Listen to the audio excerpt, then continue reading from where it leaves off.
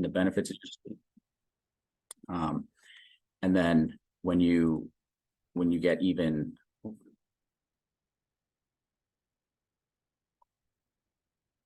and then when you get especially less than 6, then you start to see even steeper drop and decline in performance and health and things like that. So there's 5 stages of sleep every 90, and they take 90 minutes to go through those cycles. So you have your REM sleep, which is rapid eye movement, which is your dream sleep. And then you have 4 stages of non-REM sleep. The 3rd and 4th stage being your deep, slow wave and more of your restorative sleep.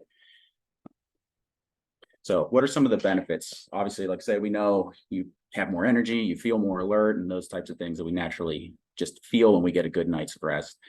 But what are some other important things that are going on that we might not necessarily be as aware of? Increased learning. So neurosequencing is 20 times faster. So what does that mean? Let's say I'm learning a brand new task and you were able to record my brain firing, which they've done this in studies. If you can record the neurons firing as you're learning a new skill, when you sleep, those neurons will fire in that same pattern at 20 times the speed. So you'll actually be repeating that. Your brain will be repeating that sequence of what you've learned, but 20 times faster as you're sleeping. That's also when we take information from our short to our long-term memory. So we can only, our short-term and working memory is much lower capacity, meaning can't hold as much information. So if you think of it like filling up a bucket with water, eventually that bucket's just going to start overflowing. So you have to take that bucket and dump it into a big tub or a pool. The bucket would be your short-term memory, and the pool that you can fill more would be your long-term memory. And that transition of that bucket that's full and dumping it primarily happens while we're sleeping. So you can transition that information to retain it better. And that's also when we integrate and process information. So they notice a lot, especially with REM sleep, you'll start taking the ideas that or the information that you've learned throughout the day, and it starts to integrate things together. So that's why it's like it'll increase your creativity and novelty of ideas and things like that, because as our awake working brains, it's like things can be a little bit more compartmentalized with information. And it's actually when we go into that REM sleep, those barriers kind of break down and that information can kind of mesh, and then you can draw from it and get new ideas and creativity and things like that. So it'll actually integrate and process information. Then the repair and restoration, like that's more of the those stages 3 and 4, the really deep sleep. A lot of this is taken, so real quick, a lot of this is taken from Dr. Matthew Walker. He's like the world's leading sleep researcher right now. He's a professor of, I think, neurobiology and psychology and over in California. But a lot of this is taken from him, and I have those resources at the end. And speaking of which, Katie, I can email you this whole presentation as well, and you can distribute it amongst the people. But he says, he's like, being awake is basically getting low-level brain damage. So it's just being awake and thinking, and all the metabolic processes that are going on in our head, they're creating these toxins and these wastes that accumulate, similar to like lactic acid. You know, like you're exercising, you start to get that burn in your muscles, all that lactic acid's building up. Similar is happening in the brain. So it's like this low-level brain damage essentially. So when we sleep, that's the only time our body can go through the necessary processes to actually cleanse out all those toxins. And we'll get to that a little bit later when we look at some of the consequences of lack of sleep. So just some things I found very interesting. We're the only species that will deliberately deprive ourselves of sleep. So that just kind of alludes to how important, you know, innately every other species knows how important sleep is. The only way they've ever found that they can get other species to not sleep is extreme starvation. And that's the only time, because they have to go out and forage for food. That's the only time they'll deprive themselves of sleep, but yet we do it, most of us, daily. So it's like, you know, what do these other species know that, you know, that we don't?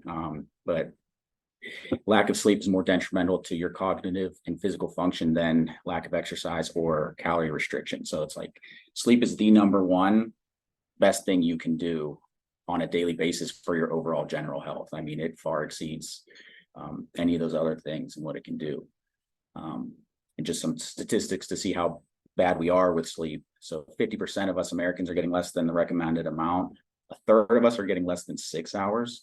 And on average, we're only getting by with 6.5, which is pretty low. So where do we get in with the sleep deprivation? So what's happening when we're not getting enough sleep, right?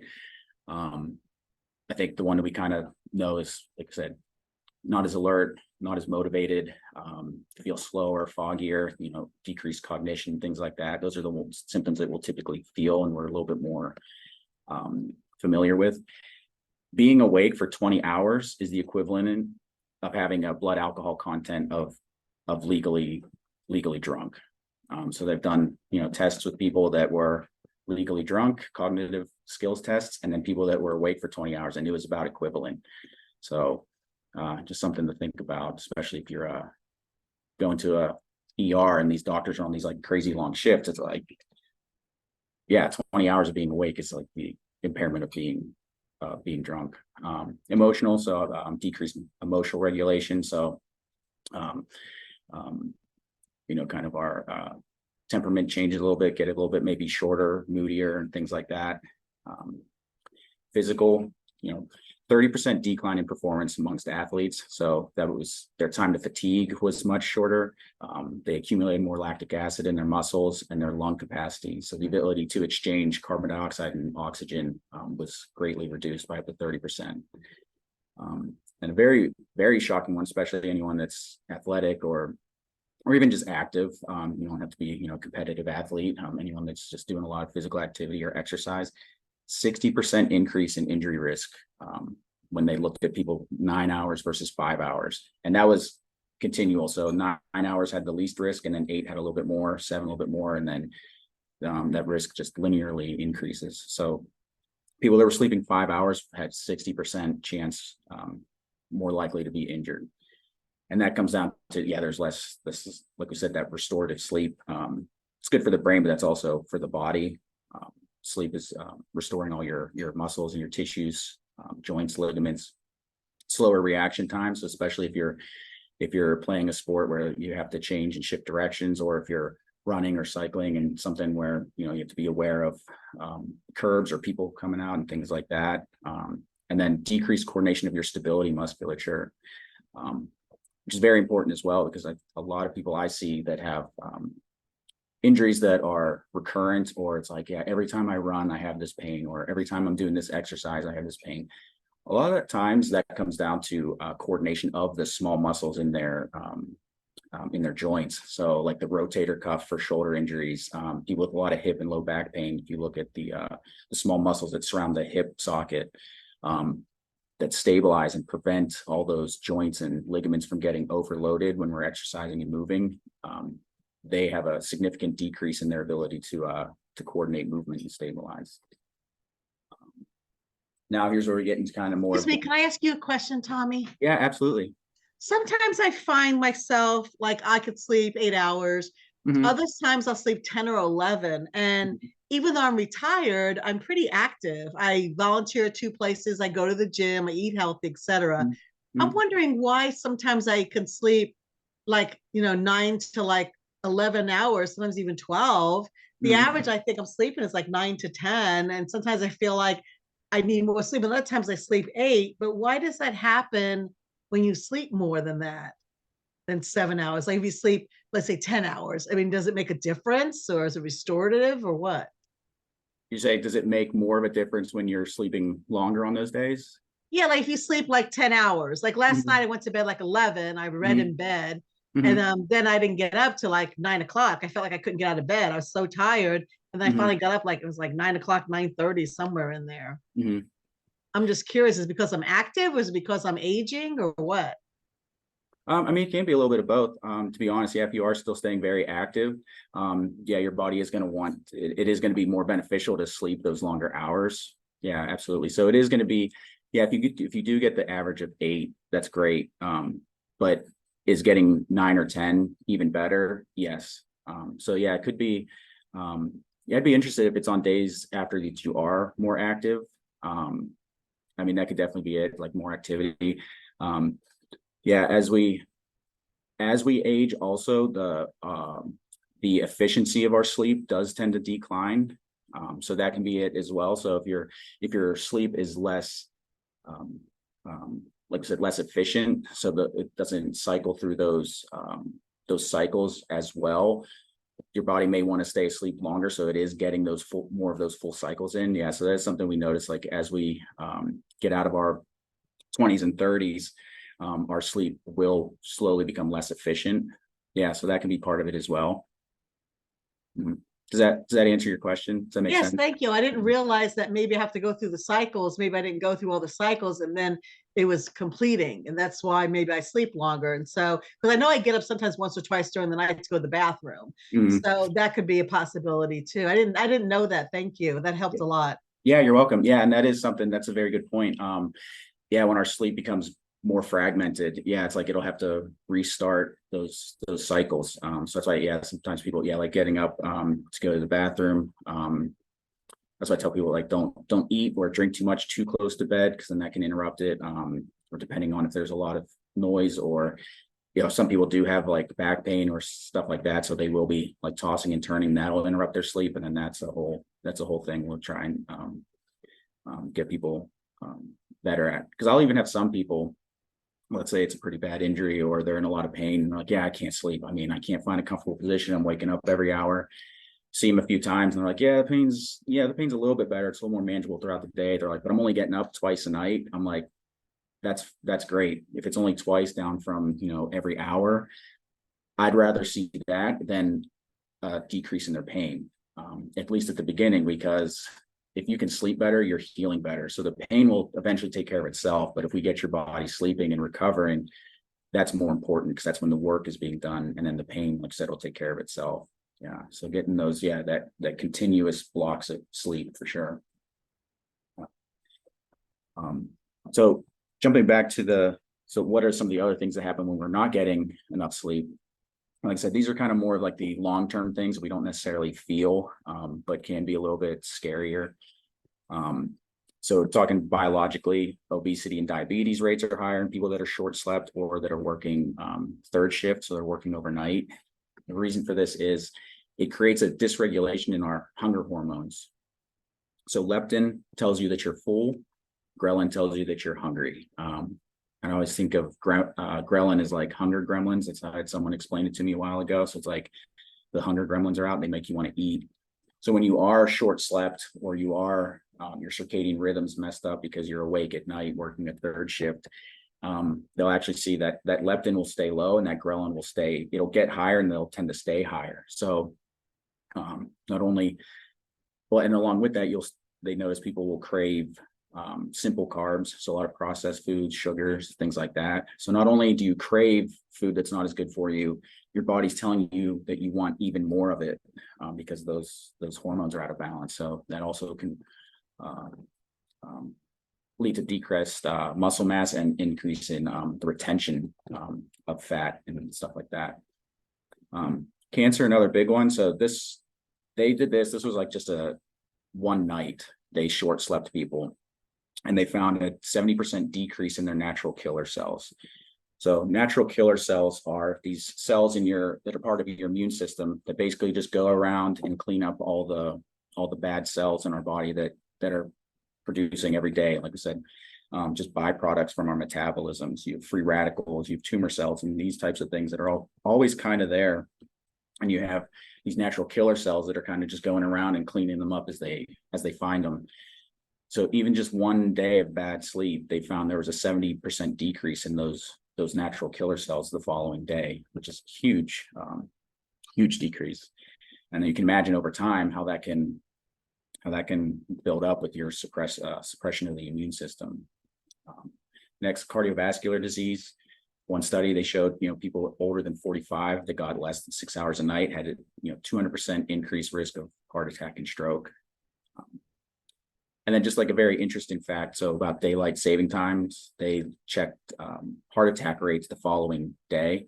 Now, again, mind you, these were people that were probably already, had other things going on and were kind of a ticking time bomb at this point, but that hour disruption of their sleep. So when they fell back that next day, there was a 24% higher rate of heart attacks that following day. So they took that across a couple countries and just found the averages, how many average heart attacks there were per day, and then the numbers were 24% higher that next day. And they saw the exact opposite the day after we've got an extra hour of sleep, and there was a decrease that following day, which is fascinating how sensitive our bodies are to sleep.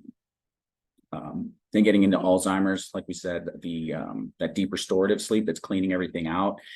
So you have what's called beta amyloid protein that builds up in the brain, and they form these plaques and tangles, and that's a hallmark sign of Alzheimer's disease and interrupting brain function. That's one of the things that during the restorative sleep, they go in and clean that out. So if you're not sleeping as much, not getting as much deep sleep, not as much as that's getting cleared up. And then over the days, weeks, months, years, that builds up more and more and more. And then finally, gene distortion. So we know now with epigenetics, basically a study of turning on and off genes. We know that we're not necessarily just with the genes we're born with. You can actually do certain things that will turn some genes on and will turn other genes off based on what we do and our environment. And a lack of sleep, we actually saw, I think he said it was like 700 and some change genes were affected just from deprivation of sleep. So some of the ones that were suppressed were the ones that regulated our immune system. So you have, similar with that, those natural killer cells, you have a drop in your immune system expression by those genes. And there was an upregulation of ones that were related to chronic inflammation, tumor production, and chronic stress. And then this is another thing I found interesting. So shorter lifespan across all cause mortality. So if we're talking chronic diseases, car accidents, injuries at work, anything like that, any cause of mortality, they found that people that were sleeping less had a higher risk of dying from any type of cause. And that's also, so not only an increase in percentage of mortality, but also a lot of those people that they survey, they tend to have a decreased quality of life, and then also quantity, because they typically have a shorter lifespan. So people say, I'll sleep when I'm dead. And it's like, yeah, stay awake longer, kind of rushing to the finish line a little bit faster than when you would typically sleep more. So yeah, decreased quality and quantity of life. So it's not even, win-lose, it's lose-lose. And then just another interesting fact, every 30 seconds, there's a motor vehicle accident from drowsy sleeping, which is more than drugs and alcohol combined, which obviously not saying the other two are good, but, it's like we always hear a lot about drunk driving and accidents from drugs and alcohol, which is horrific. But as we look at, an even bigger picture, something that's even maybe more easily addressed is just us sleeping, and that's even causing more accidents. And then this was interesting as well. It's like, people will be like, well, yeah, but I feel fine. I sleep 5.5, and I function just fine. And it's like, that doesn't apply to me. I'm fine. Subjective perception is a horrible predictor of objective measure, meaning you may feel fine, but it's probably just because you don't know how good you could feel. Like if you're always getting 5 or 6 hours, how are you going to know how you feel if you sleep 8 or 9? Because you never do it. So, they give these people, say, like cognitive or physical tests that people say they feel fine, and then make them sleep more, and then retest them. They always do better when they sleep more. So even though they feel fine on short sleep, they're actually not actually reaching their full potential. So there is a small fraction of a percent of people that can function normally on less than 6 hours. And he's like, when he tells people that, this is that Matthew Walker. He's like, when he tells people that, he said so many people are like, oh, that must be me because I feel great. And he's like, it's so extremely rare. He's like, we almost never come across it. He's like, there's almost no chance it's actually you. It's like you have a better chance of getting struck by lightning than being one of those people. I have a question. Yeah. So I have a lot of friends who fit into this category, but I'm fine. And, they literally say that.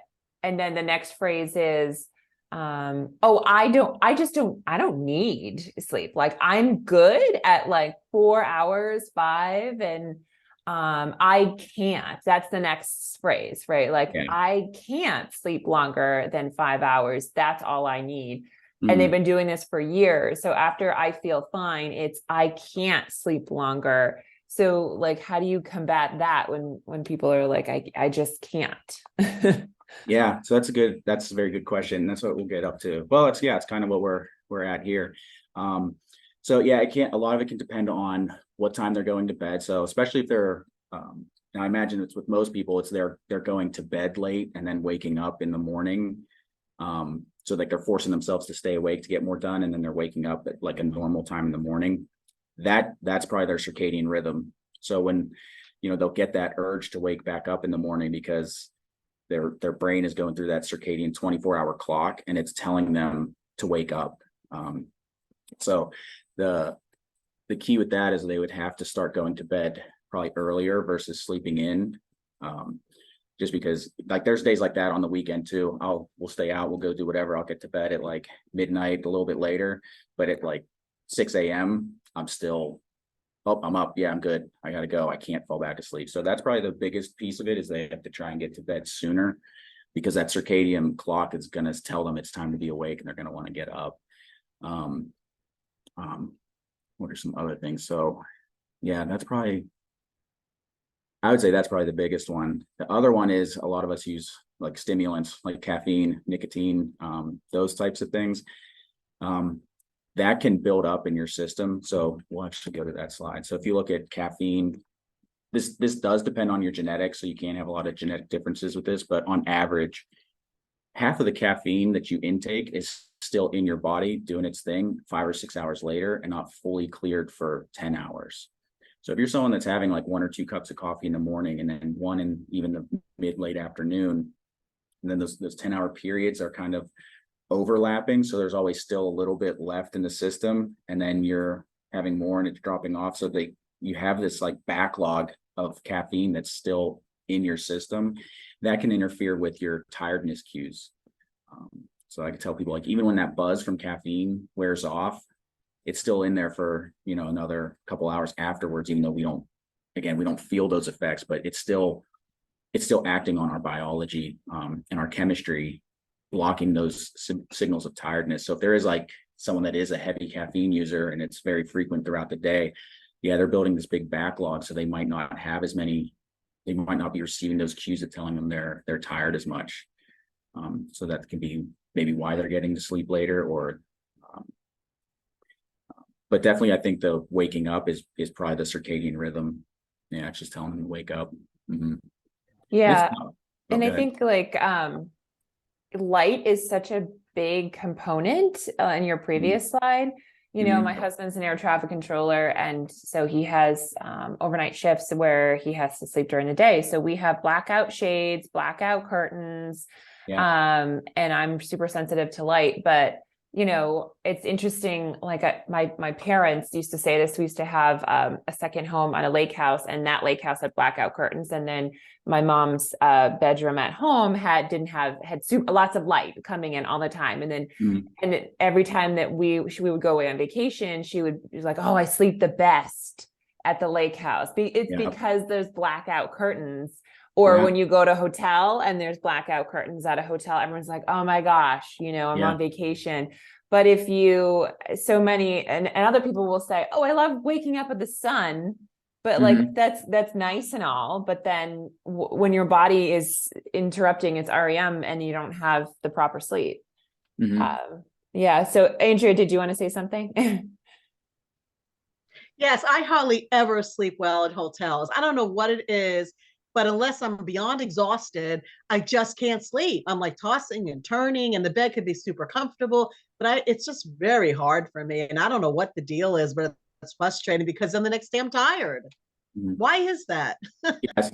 Yeah, that's a very good point. So it's kind of a defense mechanism. So your brain and your body know you're somewhere that's not, not safe. Not saying the hotel's not safe, but unfamiliar environment, and you're gonna go to sleep, right? You're going to turn off all awareness, to sleep. Your body senses that, and it doesn't necessarily love that. It's a protective mechanism, because they'll measure people that sleep in hotels or unfamiliar places, and your brain actually won't fully sleep. So literally, like when you're in an unfamiliar environment, half your brain will sleep, and then it'll switch in the other half. Whereas when you're in your bed and you're comfortable, we'll get both sides sleeping. So you're always in this state of kind of one side is mostly asleep, but not entirely, and the other is a little bit more alert, and it kind of takes turns. So you'll see you're not actually fully sleeping. So that's why, yeah, you unfamiliar environment. Subconsciously, your body doesn't want to let its guard down, so to say, and then you won't, because yeah, your brain will kind of still be partially awake, which is fascinating.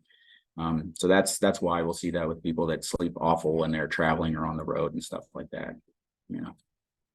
I never knew that half your brain sleeps and the other half doesn't. I always thought it was like the whole brain one way or the other. Mm-hmm. I guess that would explain why some nights why I can't sleep, but who knows what reason. I feel like I'm awake the whole night, which I know I'm not. So maybe, like you said, maybe that's half the brain sleeping and half not. Is that right? Yeah. So normally it should function like you said. It's like, yeah, the whole brain should be sleeping, but like when we're in somewhere that's like I said, unfamiliar, and like I said, our body's innate guard is up. Yeah, it'll only sleep half at a time. Or yeah, I mean that can be similar potentially. Like if you do have something like really heavy weighing on your mind, you're really stressed out. Like, so even if it's at home in your normal environment, but you're tossing and turning and kind of only half asleep, that can also be due to, like I said, if there's something on your mind or you're stressed, that can trigger that as well. I don't know for sure if that's the half brain, same thing going on, but they do know that, yeah, they talked about if you go to bed like with something on your mind, that can interfere with your sleep, especially if it's something more stressful. I mean, sometimes people will think of problems like a puzzle or something they need done. So not something that's like, oh my God, I got to do this, like high strung, kind of stressful, but yeah, I need to figure this out, like saying sleep on a problem. And they'll actually do that before bed so that their brain's more aware of it. And then they will actually come up with some ideas or some clarity in the morning. But the difference is between, is it like high stress that you're thinking about it, or it's just like, hey, I want to figure this out. I'm going to think about it before I go to sleep and let it process and sink in. Mm-hmm. Yeah, good question.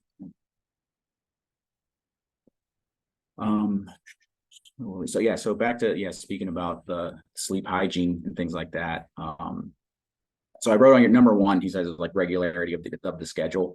And coming back to your question, Katie, yeah, the regularity. Like, oh, I can't sleep, I wake up. It's like, yeah, that's that circadian rhythm. So you got to start trying to go to bed at the same time and wake up at the same time. So you're falling and you're retraining your brain and your body to follow that circadian rhythm and get back on track with that. Just another, like an interesting side note. I can't remember exactly the statistic. I know the number was 70%. And they studied people with depression, and all they changed was the time that the people woke up in the morning. They didn't even look at what time they went to bed. It was just wake up at the same time every morning, no matter what. And it was either 70% of people noticed statistically significant improvement, or the people that improved had like 70% reduction in their symptoms. It was like one or the other. I know the number was 70, but I mean, even just for people with depression, they were like, just wake up at the same time every day. So getting that consistency, that regularity. Mm-hmm. But like I said, so he says number one. I would also say number one, even ahead of that, is prioritizing sleep. I think that's the biggest thing we need to do in order to make it actionable is, you have to make it important to yourself, because all the information in the world doing all this stuff, it's like, yeah, it's great, but most of the time we're not getting sleep, not because we don't know it's good for us, but because it's not a priority. It's like, I have to answer these emails, I have to take care of the kids, I have to do this and this, X, Y, and Z, and then sleep comes. So I think just flipping that switch to be like, okay, yeah, I'll take care of the absolute important things, like absolute, like urgent things. But if it's not urgent, that I do it tonight, prioritize sleep ahead of it. Because, they've shown not only, we always think we're going to lose all that time because we're sleeping, where it's time we could be getting things done. But, if you're able to put it off in sleep, not only are you going to have more energy to do those things later, you're actually going to perform better that next day when you are getting back to those tasks. And they have found, like through studies, that people are more productive. They do get more done, even though it seems counterintuitive, because they're taking that time away. Essentially, you're becoming more efficient. So you can get more done more productively in that time that you're spent sleeping instead. So I'd say actually number one, tied with number one, priority and regularity. excuse me. And then we already touched on, environment with the light. That's a huge one.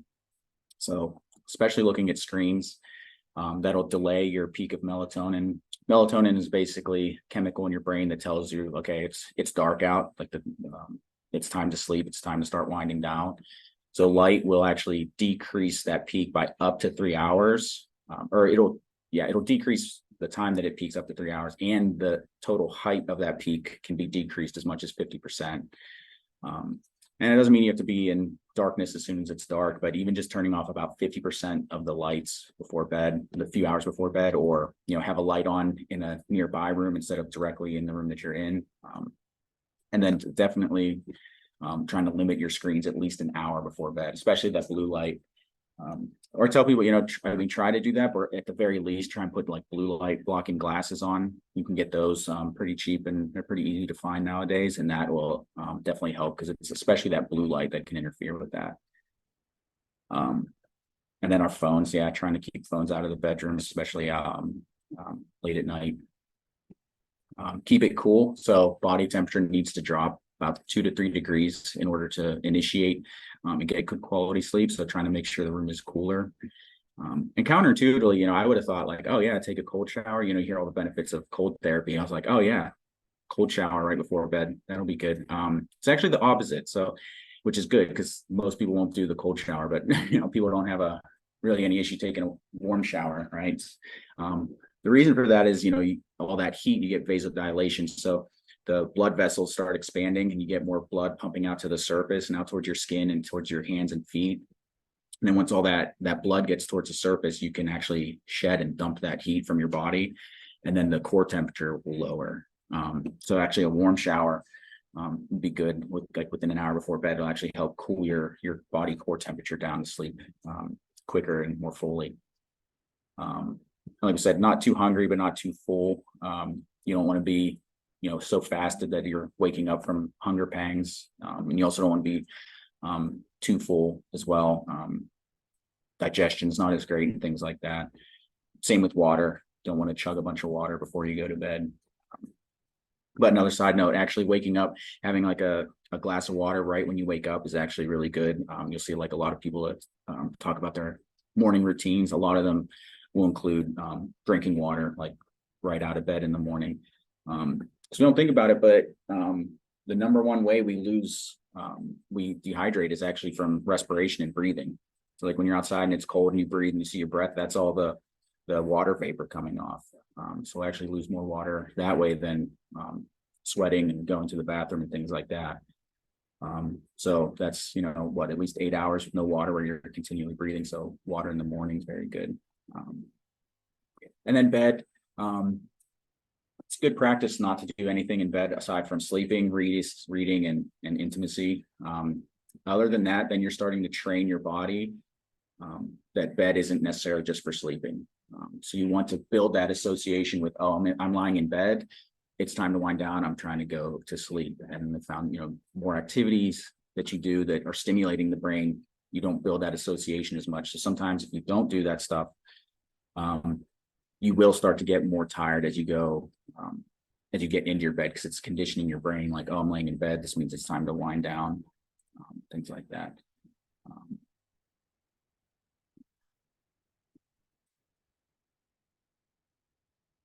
Then we touched on, substance use already. So in terms of caffeine, best practice not to have caffeine past like 12 p.m.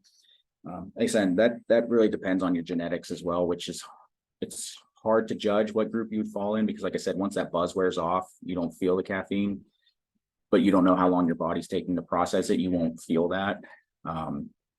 But just to be safe, like the slower people, like the slowest, they'll recommend nothing past noon. So you're definitely safe with that. And then nicotine, they say 2 to 3 hours, but I'd say at least 4 hours before bed.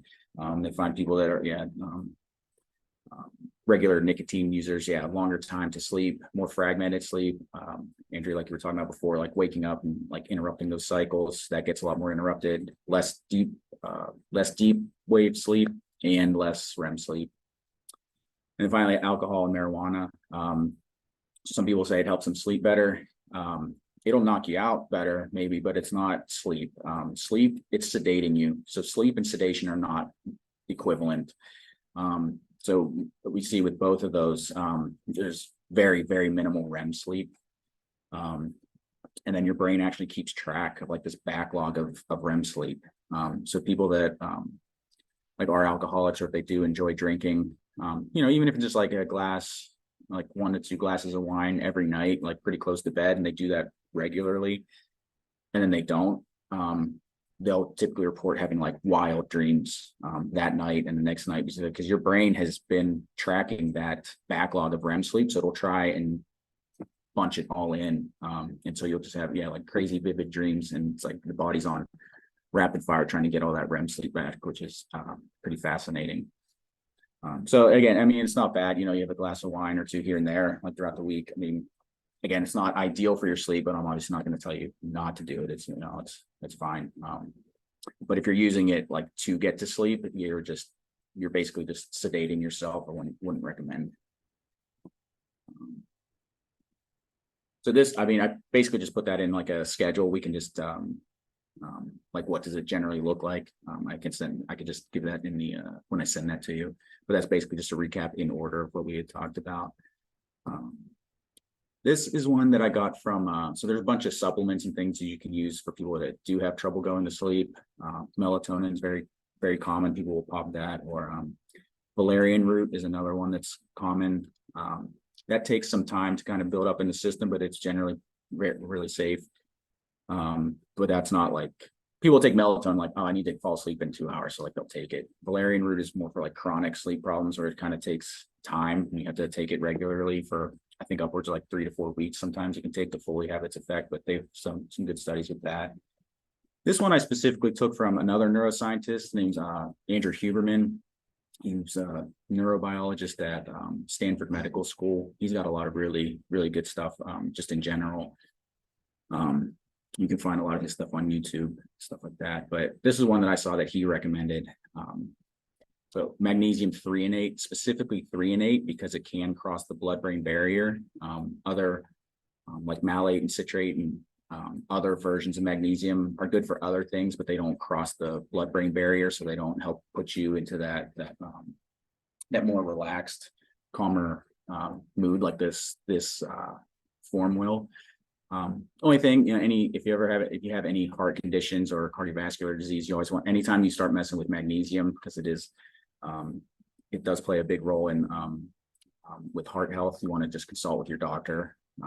So just a quick caveat there, but most of us are deficient magnesium. You hear like everyone's vitamin D deficient, which is very true. Magnesium is another one we tend to be very, very deficient with. Apigenin, it's a derivative from chamomile.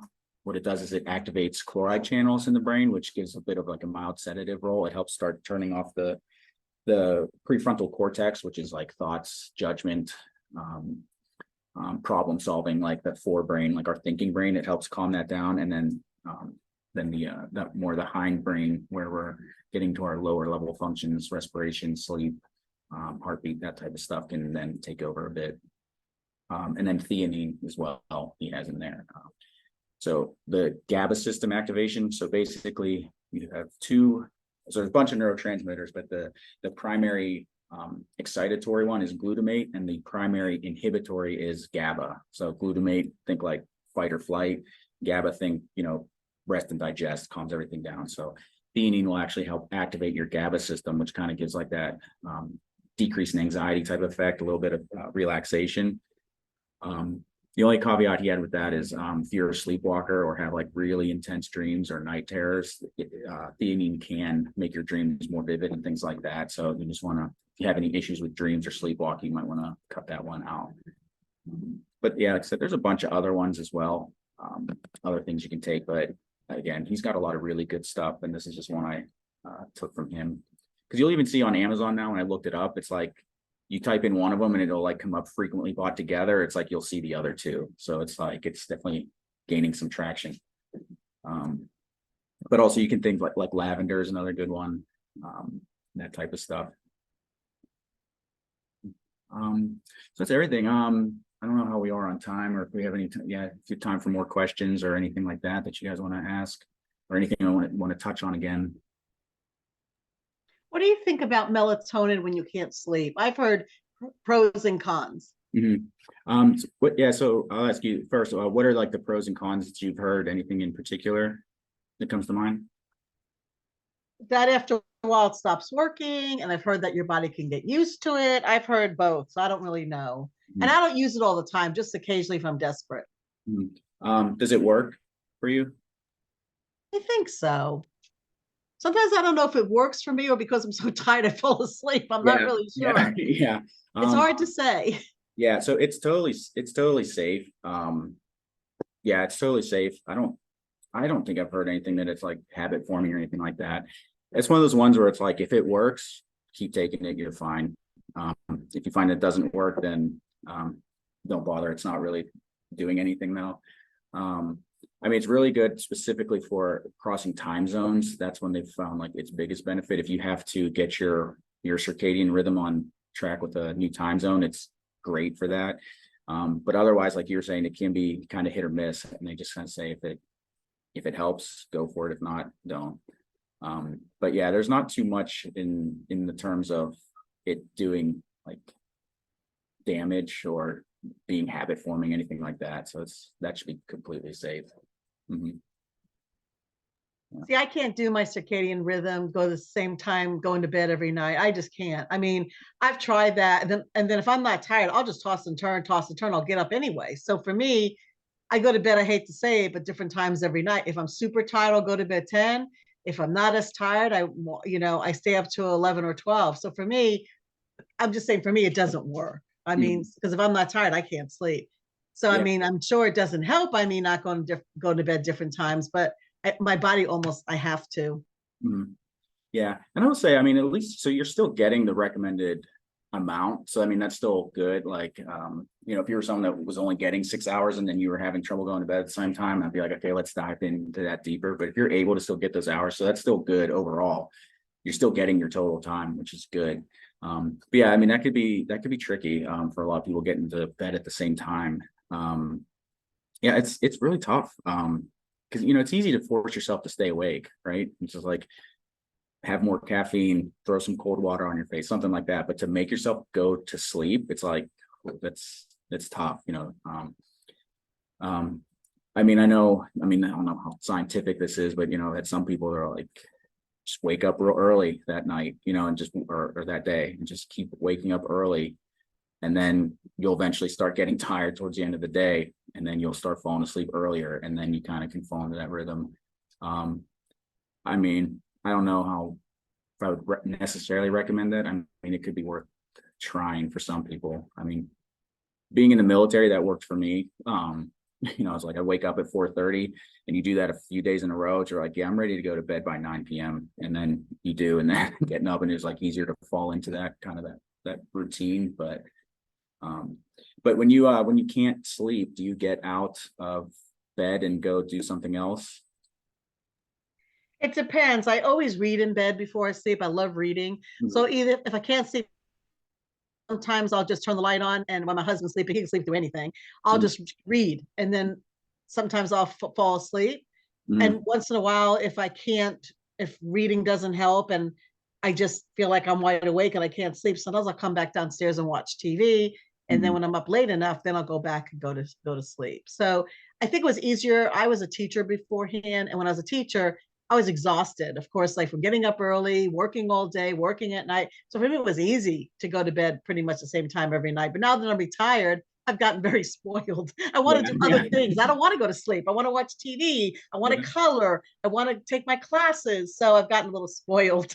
Yeah, no, definitely. Yeah. And I've definitely had those days too. I'm like, I don't want to go to bed. It's like I get home later from work. I'm like, well, I want to stay awake and get some me time, So it's like, yeah, it's tough to kind of force yourself to sleep. But as I say, that is good that you go out of your bed. So if you're tossing and turning, kind of leaving the bed for a little bit, doing something else. Yeah.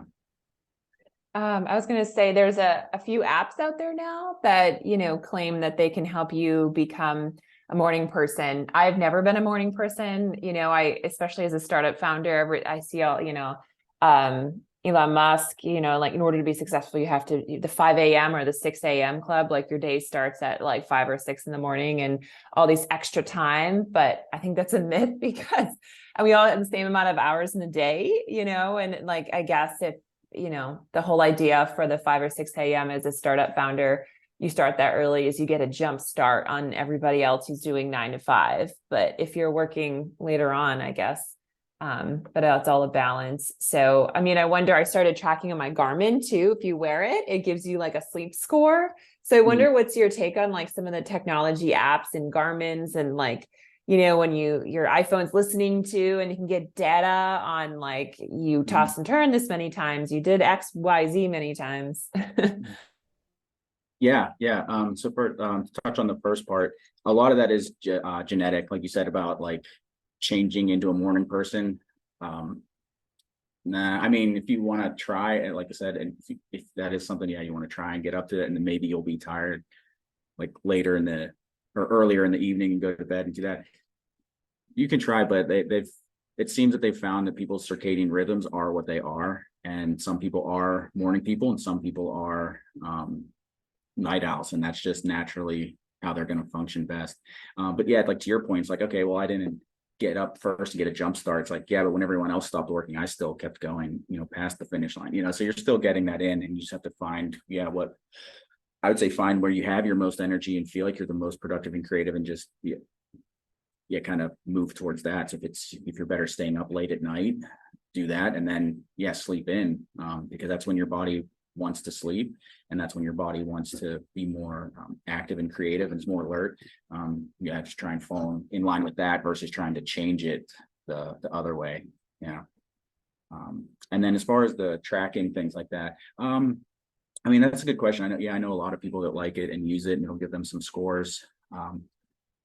I used one for a while, and it seemed like no matter what I did differently, I like looked at all the data, and they're like, oh, based on the days you did this and did this, they're like no significant change, so I was like, oh, it's like mine didn't seem like it made much of a difference. But I do have some people that really do swear by it. I mean, especially I think those are better for people like you, Katie, like endurance athletes. It can be much more beneficial and more accurate because days if I would do my cardio, like I had to whoop for a while, and like days I would do cardio, my score would be like 14 or 15, my workout score, even if I was only running a few miles, or whatever it was.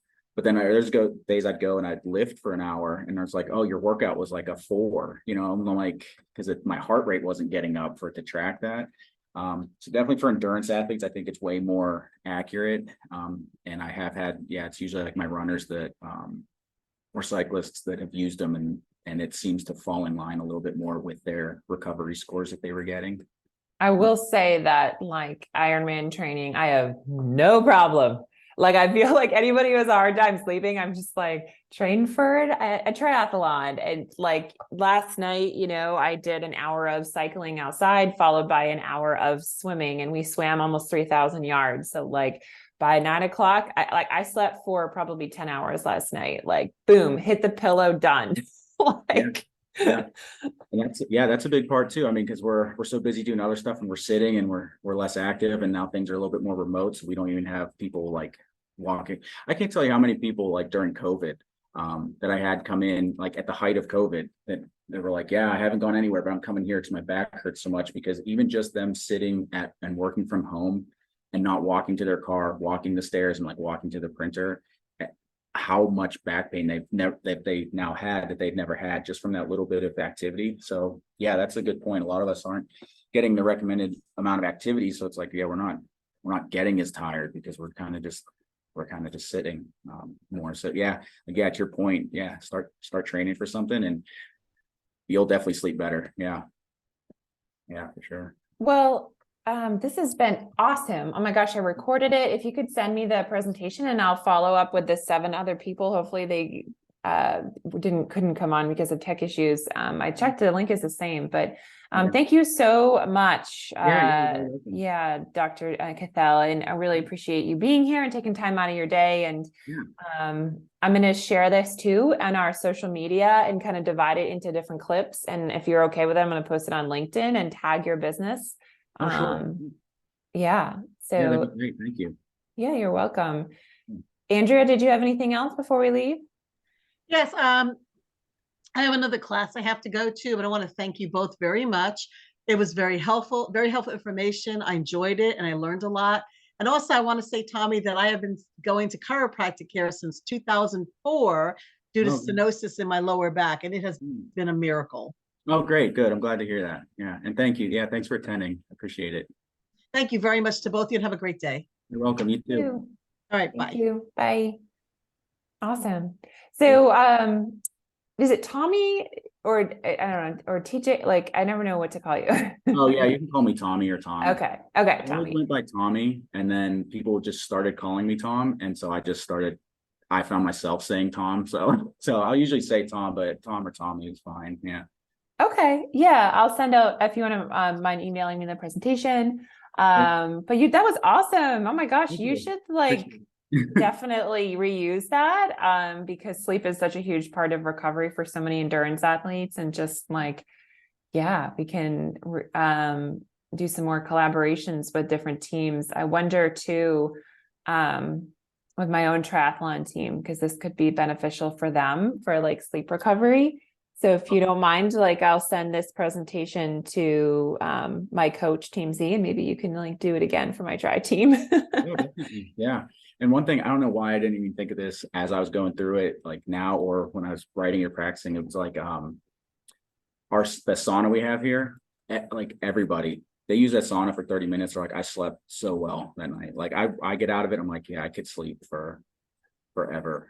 I don't even know why I didn't even mention that, but yeah, that's one. If people have trouble sleeping, you sit in that even like 30 minutes, yeah, you'll be nice and relaxed too. Oh, I didn't realize. Is that part of like when you go to your practice, like you can just use it on your way out, or? So we schedule it for 30 or 45 minutes. If next time you come, if you have time, if you want, we can just comp it, and we can put you in there for like 30 minutes if you just want to test it out and see. I think it's usually, yeah, so it's 35 for 30 minutes and then 45 Okay. for 45 minutes. Yeah. Like I said, if you want to try it next time, we can just comp it and let you try it out, see if you like it. But yeah. Okay. Yeah, I'll do that. Awesome.